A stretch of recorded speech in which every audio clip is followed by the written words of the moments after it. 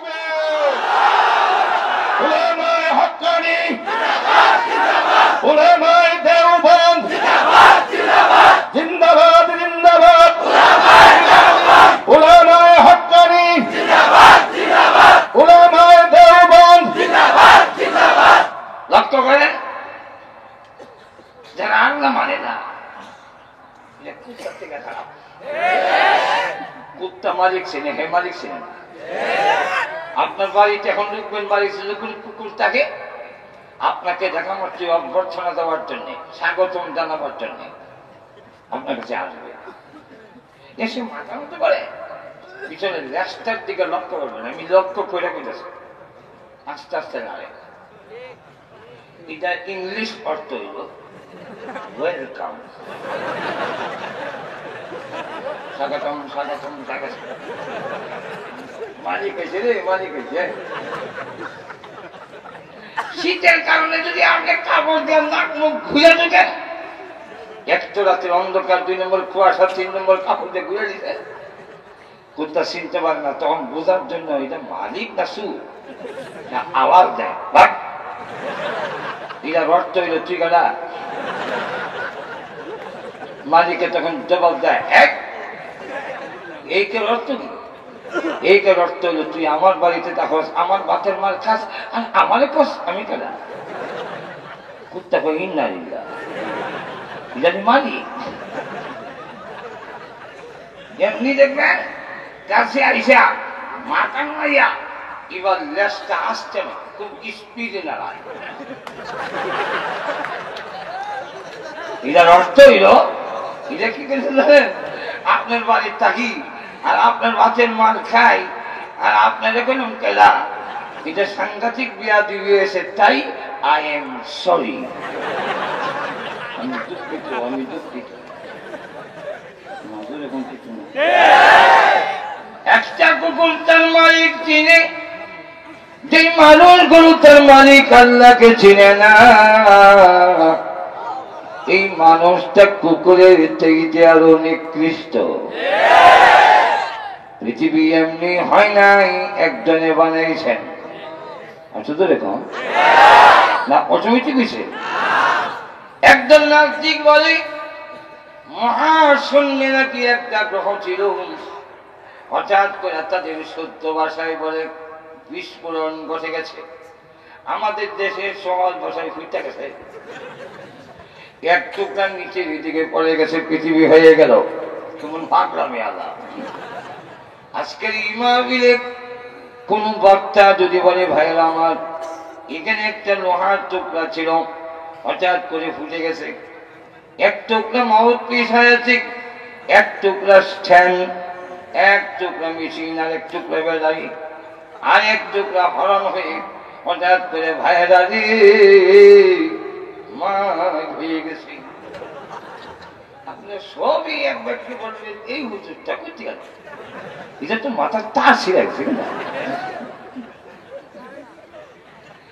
লোহা বিস্ফোরণ হইয়া মা হয়ে গেছে, এই কথা বললে যদি মাথার তার ছিঁড়া হয়, মহাশূন্য গ্রহ বিস্ফোরণ হইয়া পৃথিবী হয়ে গেছে, এই কথা যারা বলে তাদের মাথার তার কি হয়েছে? আর তো শুনে আপনারা বলতে পারেন হুজুর এরা তো বড় বড় শিক্ষিত, আপনি কোন কি মাথার তার ছিঁড়া? হ্যাঁ, শিক্ষিত হওয়ার পরেও মাথার তার ছিঁড়ে। এই জন্য আমি মাঝে মাঝে এক্সাম্পল দিই। এক ইন্সপেক্টর এসে স্কুল ইন্সপেকশন করতো আপনাদের এলাকায়, এসে স্কুলে ঢুকতে ছাত্রদেরকে প্রশ্ন করে এটা কোন ক্লাস? অঙ্কের ক্লাস। কহো ঠিক মতো এসে একটা অঙ্ক করতো। স্যার কি অঙ্ক? আমি গাড়ির থেকে নেমে তোমাদের স্কুলে আসতে আমার 10 মিনিট সময় লেগেছে, বলো তো দিকে আমার বয়স কত? ছেলেরা কলম তুই বলিস, কারণ যুগ বিয়োগ ফুরন বাঘ এলজেবরা বেলজেবরা লসাগু মশাগু কোনো সাগু মাগু কেমন লাগে না। ক্লাসের মধ্যে কিছু ছেলেরা তাকে পড়লি, এক ছেলে কলম দিয়ে আগাইতেছে, এই তুই কি করেছি? স্যার বয়স তো বাইর করতেছে। কতক্ষণ পরে জিজ্ঞাসা কি রে বয়স বাইর করছিস? বুঝি স্যার কত? আপনার বয়স 60 আর আসলে 60 আন্দাজি লেগে গেছে। তো বলল তুই কোন সূত্র বাই করবি? সূত্র লাগবে না, আন্দাজি কি বাই করবি? বললেন না স্যার, সূত্র অবশ্যই একটা আছে। সূত্রটা কি? ওই সূত্র হলো আমার বাড়িতে আমার এক বড় ভাই আছে, সে হইল আধা ভাগল, তার বয়স 30, আর আপনি ঘোড়া ভাগল, আপনার বয়স 60।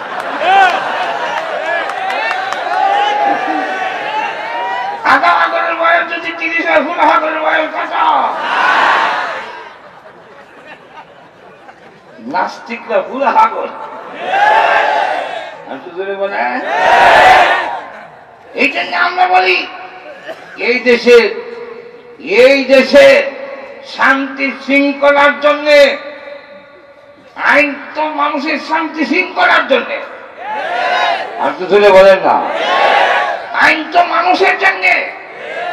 মানুষের জন্য যদি আইন হয়, যে দেশের ৯৯ জন মুসলমান, এই দেশে যদি মুসলমানের ইমানে কুশা দেয়, নবীকে নিয়ে ব্যঙ্গ করে, তাহলে গর্জে মুসলমান, তার ইমান তখন এই গর্জে ওঠা কেউ রক্ষা করতে পারবে না। চিড়িয়াখানায় গেছে এক লোক সিংহ দেখত, গিয়ে দেখে রোডের ভিতরে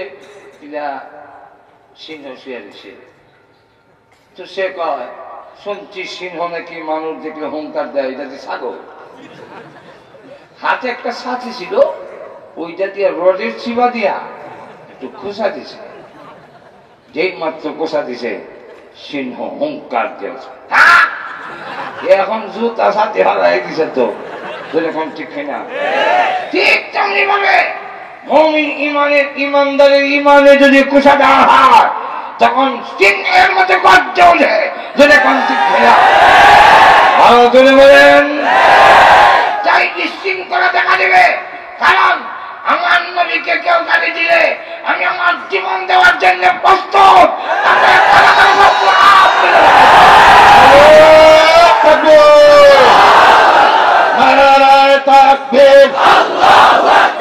ইসলামের শত্রুরা হুঁশিয়ার সাবধান, নবীর শত্রুরা, রাসূলের শত্রুরা হুঁশিয়ার সাবধান, ইসলামের শত্রুরা। তাহলে এই দেশের শান্তি শৃঙ্খলা রক্ষার জন্য পার্লামেন্টে আইন হওয়ার দরকার, যাতে এই দেশের ৯২% ইমানদারের চেতনায় কেউ যেন কুশা দিতে না পারে।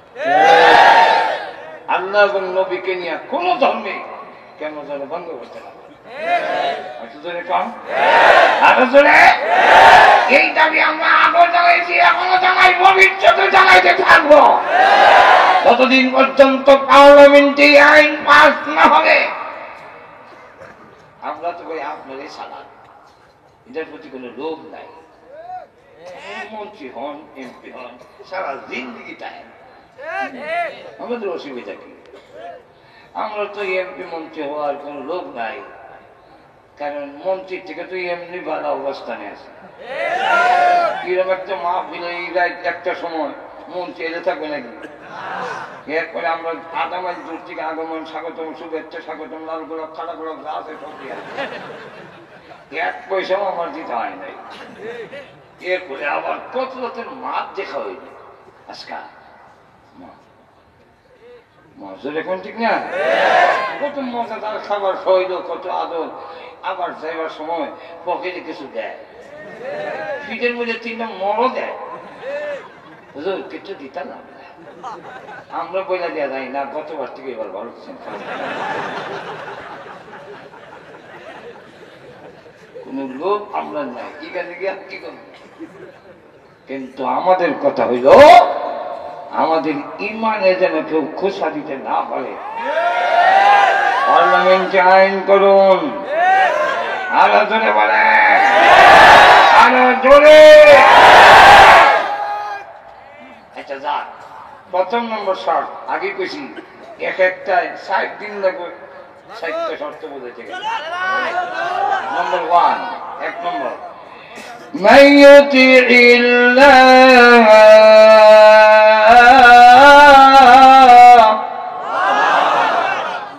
জান্নাত যদি পেতে চাও বান্দারে আল্লাহ রাব্বুল আলামিনকে মেনে নাও। আল্লাহকে যারা মানবে না আল্লাহ রাব্বুল আলামিন তাকে জান্নাত দিবেন না। 2 নম্বর ব্যাখ্যা হলো আল্লাহর বিধান মেনে নাও। নামাজ আল্লাহর বিধান, হজ আল্লাহর বিধান, যাকাত আল্লাহর বিধান, সুদ খেও না আল্লাহর বিধান, জিনা করো না আল্লাহর বিধান, জোরে বলেন ঠিক কিনা? দর্শন করো না আল্লাহর বিধান, ইয়াসিদ মেনো না আল্লাহর বিধান, বেপরদা হইও না আল্লাহর বিধান। আল্লাহর বিধান যদি মেনে নাও তুমি মরতে দেরি হবে, আল্লাহ তোমাকে জান্নাত দিতে দেরি করবেন না। বিস্তারিত আলোচনা করতে গেলে কয়েক ঘন্টা দরকার। 1 নম্বর শর্ত, জান্নাতে যদি যেতে চান আগে তো বেতন দেওয়া যাইতে চান সবাই, সেটা আল্লাহ এবং আল্লাহকে মানতে হবে এবং সাথে সাথে তার বিধান মানতে হবে। আরো জোরে বলেন, আল্লাহর বিধান যদি মানা না হয় তা আল্লাহকে মানা হয় না। আপনারা যদি আমার কথা না মানেন তো আমাকে মানা হইল নাকি? আমি বললাম ভাই অনেক দূর থেকে আছি, একটু খাওয়ান দেন, খাওয়ান দেয় খালি মিছিল দেয়, হুজুর আগমনে মাটি নরম আলু বাতাস মুখরিত, একটু হানি দেন, ও হানিও নাই। আমার খুব মিছিল দেয়, হুজুর কত ভালোবাসে আপনাকে খাওয়ায়, আমাদের আকার বাতাস মুখরিত হয়ে গেছে, আমরা আনন্দে আত্মহারা দিশা একটু জায়গা দেন, না বয়ে শুয়ে থাকি, জায়গা নাই। আমার কোন কথা যদি না মানে তা আমাকে মানে এই কথাটা ঠিক হয় না। আপনি ঘরে গিয়ে দেখেন বহুত তসবির স্বামী গো আপনারে ভালোবাসি, আপনারে ভাইলে বাসি নাইলে মরি, শয়নের স্বপনে শুধু তোমারে দেখি, কেমনে যে তোমারে খুশি করি, আমি তোমার জন্য প্রেমী আত্মহারা। এই বাদ দাও, শুনবি না। আপনি ভাবলেন আমার লেগে তোমার অত ভাগলতে, আমি নিজে দিয়ে খাই দেয়, নিজে খায় কয়েক কাপ চা দাও, শুনবি না। খালি খাই তোমার ভালোবাসি, তোমার কেমনে ভাই, তোমার যে কত ভালোবাসি, চা নিজে আমি নিজেই চা খাই দিই। চা খাইলো বিশ্বাস দিয়ে শুষে অপেক্ষায় আছে বউ কোন সময়, কিন্তু কো ও আয় না খালি তোর। আর স্বামী তোমার ভালোবাসি, কোন সাধনে ভাই, নয়নে শয়নে তোমারে দেখি, তোমার ভাইলে বাসি নাইলে মরি, তাইলে বিছনাটা না। রাত যখন 2টা বাজে বউর এই কথায় জামাই খুশি হয় না ভাইয়া, গুসা ব্রাশ হইয়া উঠটা গিয়া বউর চুলের মুদা ধইয়া ঠান্ডা নিচে হারাইয়া 3টা মুড়া দিয়া কয় জনমের ভালোবাসা তো আজকে পাঠাবে।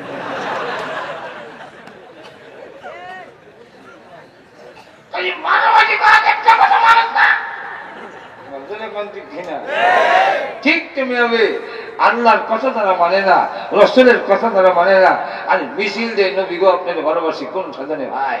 আসলে এটার নাম ভালোবাসা না, এটার নাম পাঠান। আর আমার দেশে দেখবেন অনেক ছেলেরা অনেক মেয়েরা কয় তোমার আমার প্রেম ভালোবাসা লাইলি মজবুত।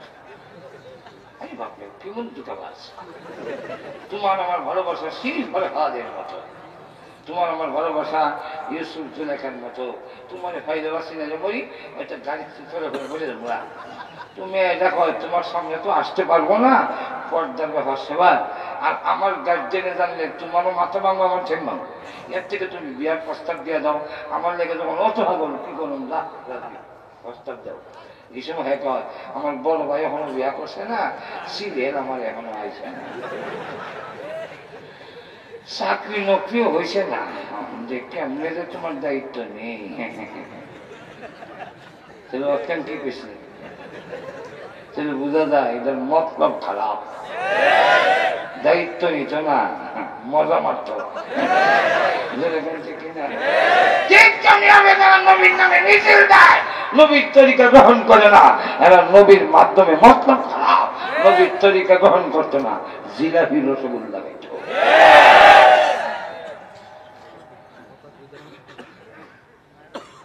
এক নম্বর শর্ত। 2 নম্বর হইল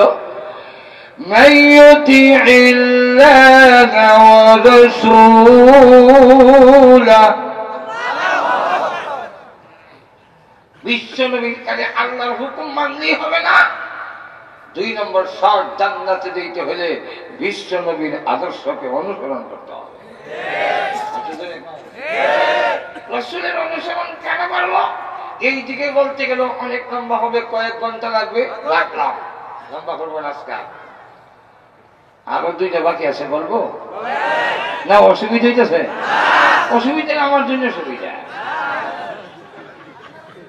আমি খুব তাড়াতাড়ি সরে যাবো। আগামীকাল আমার 3টা, ডেলি 3টা 4টা তাই ঠিক না? আজকেও যদি জানতে এত দেরি করে দিব, তাহলে 2টা হতে হতে করে যাবে। অসুবিধা হইতেছে? 3 নম্বর শর্ত, ويخشى الله।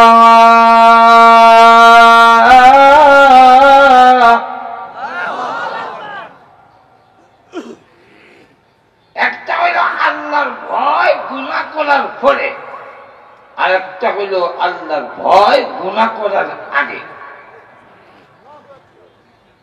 ঘুমাই গেছেন? হ্যাঁ না কইেন?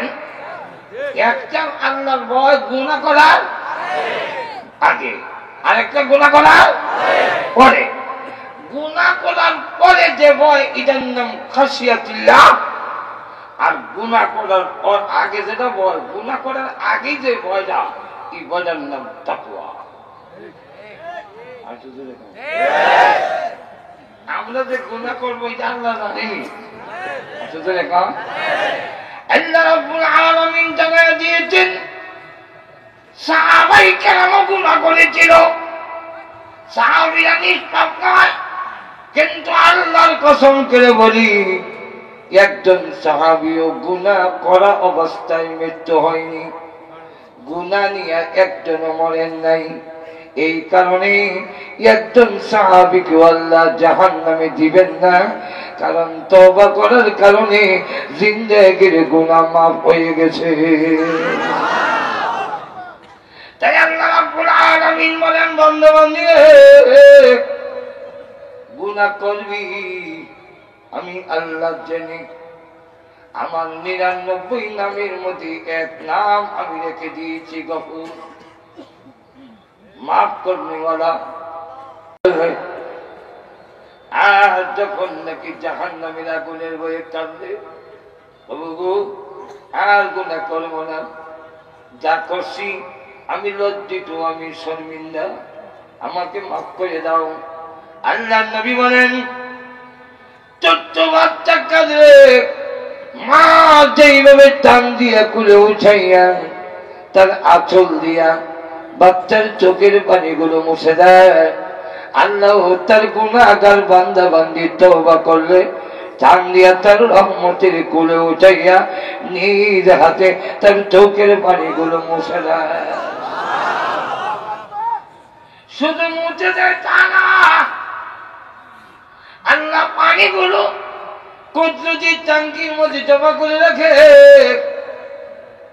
এই জন্য একটা কিতাব আছে, এই কিতাব নাম আশিকো কা আশিকি মঞ্জার। এই কিতাবের মধ্যে উল্লেখ করেছি, জাহান্নামের আগুনের ভয়ে যদি চোখ দিয়ে পানি আসে, টিস্যু দিয়ে মুছবেন না, কোনো কাপড় দিয়ে মুছবেন না, বেশি থেকে বেশি হাত দিয়া এরা মুখে এইভাবে মালিশ করে দিবেন, কারণ আপনার চোখের পানিগুলো আল্লাহ তার টাঙ্কিতে নিয়ে জমা করে নেয়। কিয়ামতের দিন জাহান্নামকে যখন কন্ট্রোল করা যাবে না, জাহান্নাম যখন কোনো অবস্থায় মানে না, জাহান্নামের তর্জন গর্জন ফেরেশতাও জাহান্নাম ধরে রাখতে পারে না। আল্লাহ রাব্বুল আলামিন জাহান্নামকে শান্ত করার জন্য একটা পানি ছিটাইয়া দিবেন, জাহান্নাম নিস্তেজ হয়ে যাবে। বিশ্বনবী রাহমাতুল লিল আলামিন বলবেন, প্রভু গো কিসের পানি দিলেন? জাহান্নাম যে নিস্তেজ হয়ে গেল, এটা মনে হয় জমজমের পানি।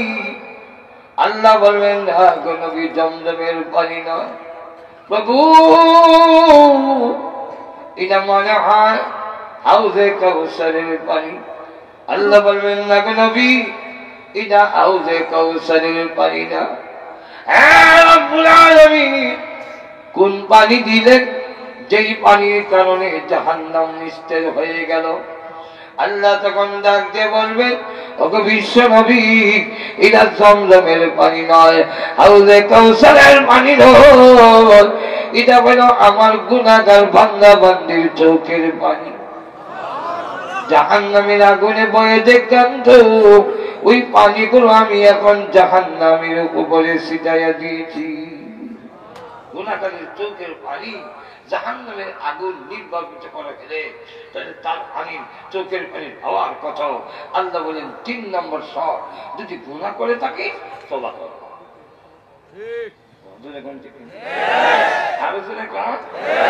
তওবা যদি করে না, ওয়াদা দিলাম জাহান্নামে দিব না, জান্নাতে।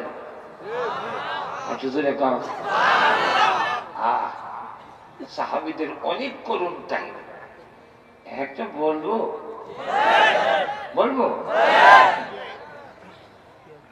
গুনাহ করছে, তওবা করছে, বলবো। মক্কা থেকে হিজরত করে গিয়েছিলেন এক সাহাবী, ওনার নাম সাঈদ ইবনে আব্দুর রহমান। যার সাথে মদিনার ভ্রাতৃত্ব হয়েছিল তার নাম সালাবাতুল আনসারী। রাসূল যখন তাবুকের যুদ্ধে যায়, তখন সাঈদ ইবনে আব্দুর রহমান রাদিয়াল্লাহু আনহুকে সাথে নিয়ে গেলেন। তাই তার ফ্যামিলির দায়িত্ব দেওয়া গেল সালাবাতুল আনসারী, যার সাথে ভ্রাতৃত্ব হয়েছে মদিনা, ওই লোকের কাছে। উনি জাহাজে চলে যাওয়ার পরে শয়তান তাকে পরশানা দিয়া উত্তেজিত করে তুলছে, বেড়া তো বাড়িত না, তার বউ কিন্তু অনেক সুন্দরী। দেখবেন আমাদের দেশের অনেক মানুষ আছে, যে লোকের স্বামী যদি বাড়িত না থাকে, বিদেশ থাকে, অথবা সিদাগান চাকরি করে, এই সুযোগটা অনেকে গ্রহণ করতে চায়।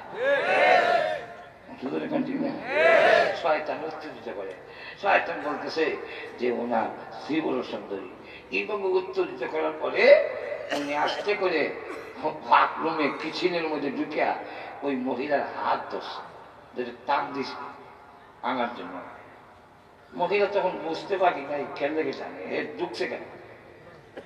তখন শুধু এতটুকু বলল, ফিরে সাজাবা, জাহান্নামের কথা তোর মনে নাই? তুই তোর ভাইয়ের আমানতের খেয়ানত করবি? চিৎকার দিয়া ছেড়ে দিলাম, গুনাহ করছি, আমি গুনাহগার, তুমি গাফফার। দৌড় পাহাড়ে, পাহাড়ে গিয়ে সারা রাত ঘুমায় না, আল্লাহর দরবারে কাঁদে। এইদিকে সাঈদ ইবনে আব্দুর রহমান বাড়িতে আসলো, এসে জিজ্ঞাসা করলো সালাবা কোথায়? বললো পূর্ব দিকে চলে গেছে। অনুসন্ধানে গেল, গিয়া দেখ পাহাড়ে কাঁদে। বললো সালাবা, কোন অপরাধ যদি করে থাকিস ভাইটাই তওবা কর, ভাইটাই। না না, আমি বাড়িতে যাব না, যদি নিতে হয় আমার গলার মধ্যে রশ্মি লাগায়ে টেনে হেঁটে নিয়ে যাও, আমি যাবো না। বাধ্য হয়ে একটা রশ্মি গলার বেঁধে মরা লাশের মতো টেনে নিয়ে যায়। বাড়ির কাছে কাছে যাওয়ার পরে সালাবার এক মেয়ে, তার নাম খামসানা রাদিয়াল্লাহু আনহা, সে এসে রশিদ ধরে টানে আর কয়, যেই বাবা খাসলত বদলায়নি, আরেকজনের আমানতের খেয়ানত করে, আরেক মহিলার হাত ধরে এই বাবাকে এই গুলামের মতো টেনে নিতে হয়। বাড়ির কাছে গিয়া কয়, এ সাইদ ইবনে আব্দুর রহমান, না না বাড়িতে নিস না, আমাকে নিয়ে চল আবু বকরের বাড়িতে।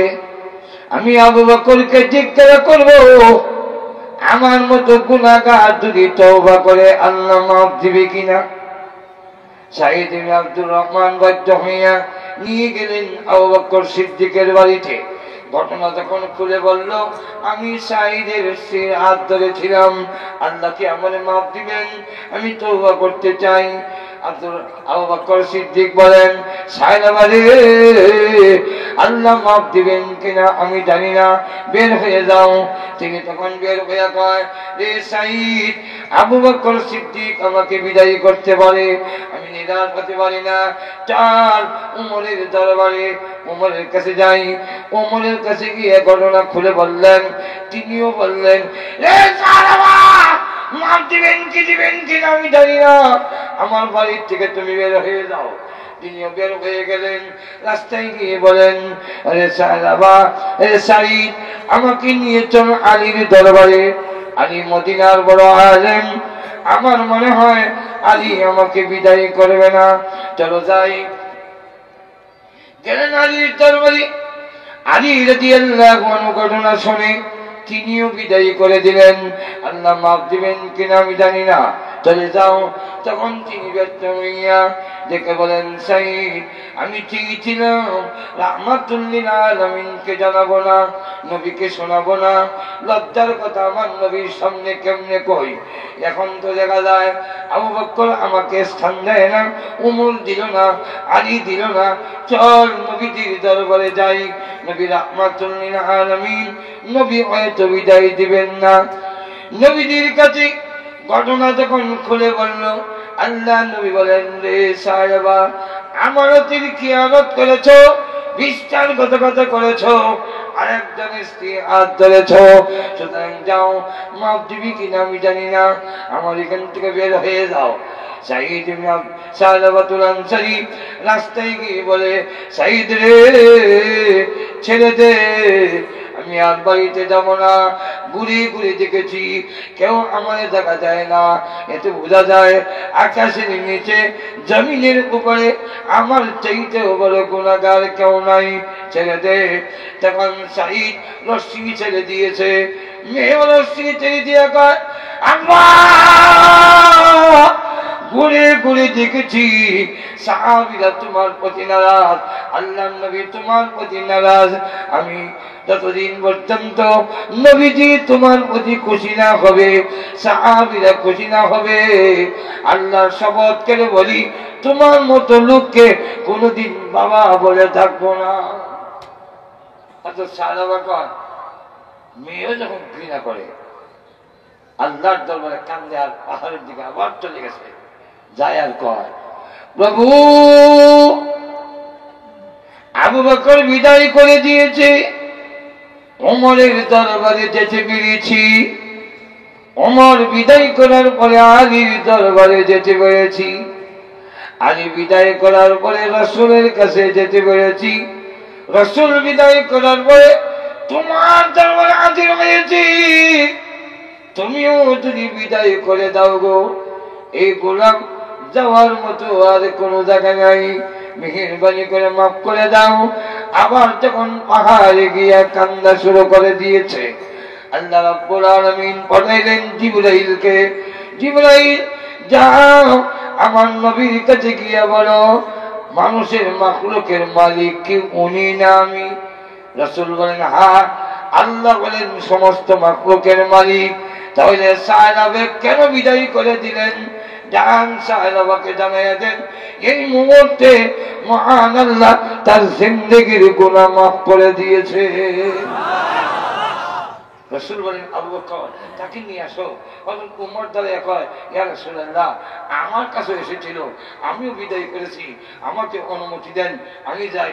হযরত আলী রাদিয়াল্লাহু আনহু বলেন, ইয়া রাসূলুল্লাহ, আমাকে অনুমতি দেন, আমার কাছে গিয়েছিল, আমিও বিদায় করে দিয়েছি। হযরত সালমান ফারসি কয়, ইয়া রাসূলুল্লাহ, আমি বয়স্ক সাহাবী, আমি সবার মধ্যে মুরব্বী, ইসলাম ধর্ম গ্রহণ করার সময় ওনার বয়স ছিল 120।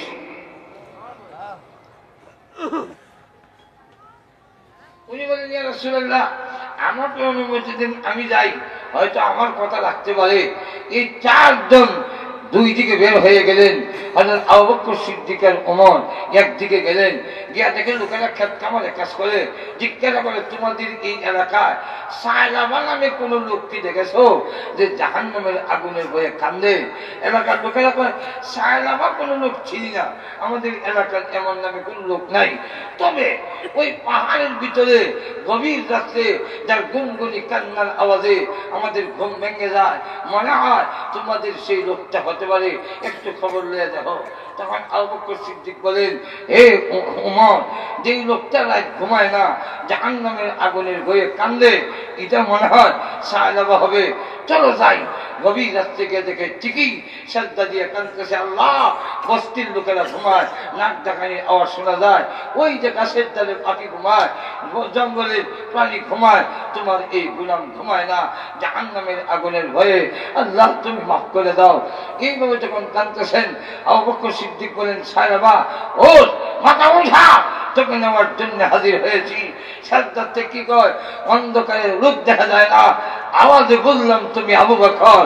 ও আবু বকর, তোমার কাছে আমি গিয়েছিলাম, বিদায় করে দিয়েছ, এখনই কেন আসছো কেন?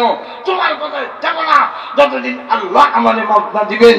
এমনি ওমর ডাক দিয়া কয় সায়লাবা মাথা উঠা, আল্লাহ তোর জিন্দেগির কোনো মাফ করে দিয়েছে। হযরত সায়লাবা তুলানসির মাথা উঠালেন, রাসূলের দরবারে আনলো। নামাজ শুরু হয়ে গেছে, ফজরের নামাজ। রাসূলের কেরাত শুনিয়া অজ্ঞান হয়ে জমিনে পড়ে গেল। রাসূল কাছে গেলেন, নামাজের পরে সালমান হাসিকে লক্ষ্য করে বললেন, মুখের মধ্যে পানি ছিটা দাও। যদি কোনো লোক অজ্ঞান হয়ে যায়, তার মুখের মধ্যে পানি ছিটা দিলে জ্ঞান তাড়াতাড়ি হয়ে আসে, পানি ছিটা দাও। সালমান হাসি রাদিয়াল্লাহু আনহু ফার্স পরীক্ষা করিয়া বুকে হাত দিয়া কয়, ওগো নবীজি, সায়লাবার মুখে পানি দিতে হবে না, আর পানি ছিটা দেওয়ার কোনো প্রয়োজন নাই, আপনার সায়লাবা পৃথিবীতে নাই, বিদায় হয়ে গেল। রাসূল করিম সাল্লাল্লাহু আলাইহি ওয়াসাল্লাম তখন অত্যন্ত ব্যথিত। এর মধ্যে তার মেয়ে খামসানা এসে বলে, আব্বা, লাশের উপরে যখন জড়ায় পড়ছে কান্দে আর আব্বা, আমি বলছিলাম যতদিন পর্যন্ত রাসূল খুশি না হবে, সাহাবায়ে খুশি না হবে, তোমাকে বাবা বলে স্বীকার করবো না। আজ তো দেখি তুমি আমার এমন আব্বা, শুধু রাসূল নয়, শুধু সাহাবী নয়, আল্লাহ পর্যন্ত খুশি হয়ে গেছে। কিন্তু আমি যে বাবা হারাইলাম, আমি যে জিন্দেগি তার কেউ আব্বার বলে ডাকতে পারবো না। আল্লাহ রাসূল তখন খামসানাকে টানলে উঠে কয়, কান্দিস না, তার আব্বা বিদায় হয়ে গেল, আমি মুহাম্মদ তো বিদায় হয়ে যাই নাই, বাকি জিন্দেগির জন্য আমি তোর আব্বা হয়ে গেলাম। তার লাশ যখন কবরে নিয়ে যায় তখন রাসূল উকি দিয়ে হাসে। তখন সাহাবীরা কয়, হযরত ওমর রাদিয়াল্লাহু আনহু বলে, ইয়া রাসূলুল্লাহ, আপনার তো কষ্ট হয়, আপনি উকি দিয়ে হাসেন কেন? পাগুলো জমিনে রাখেন। আল্লাহর রাসূল বলেন, ওমর, আসল রহস্য জানো না, আমার সাহাবার জিন্দেগির গুনাহ মাফ করে। আল্লাহ আকাশ থেকে তার কবরে এবং লাশের আশেপাশে এত রহমতের ফেরেশতা নাযিল হয়েছে, আমি মুহাম্মদ পুরা পাউডার জমিনে লাগাবো, এতটুকু জায়গা এই এলাকার ভিতরে খালি।